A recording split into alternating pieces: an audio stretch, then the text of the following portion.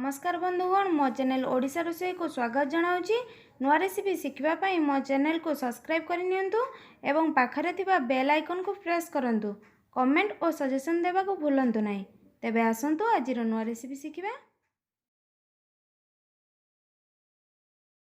आज आम शिखिबा छोले तरकारी। एथिपई सामग्री गुड़िक होउची पूर्वर सिझा होइतिबा छोले जहाँ को मु पूर्वर 5-6 घंटा पानी रे बतुराई धोई लुण हलदी दे भल भाव सिझाई रखी।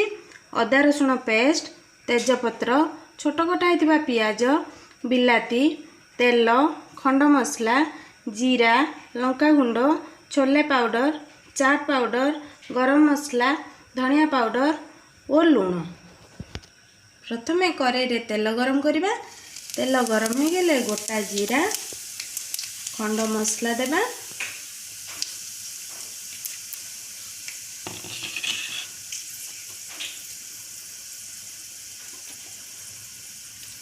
जीरा भल भाव फुटी हो गले एथिरे पियाज देबा। पियाज को लाल करी भाजी नेबा। पियाज लाल हो गले एथिरे अदा रसुण पेस्ट देबा।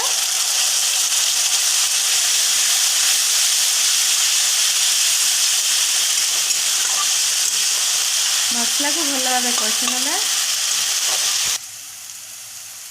मसला भल भाव हो गला पर एथिरे लंका गुंड,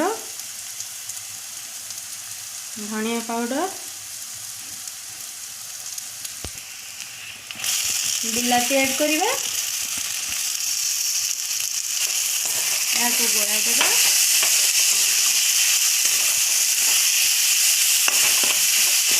मसला रे बिलाती भल भाव मिसवा पई किछि समय छाडी देबा।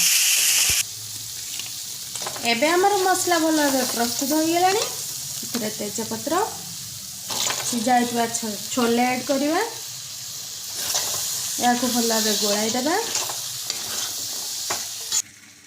एबे इथरे अल्प लुण पकाइबा। छोले पाउडर देबा।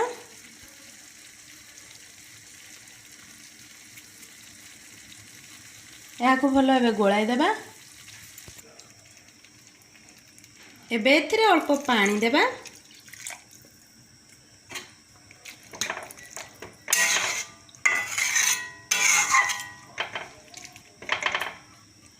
भल भाव फुटिबा पई किछि समय छाडी देबा। एबे इथरे चाट मसला, गरम मसला ऐड करिबा। या को भल भाव गोळाई बाउल को काढी नेबा।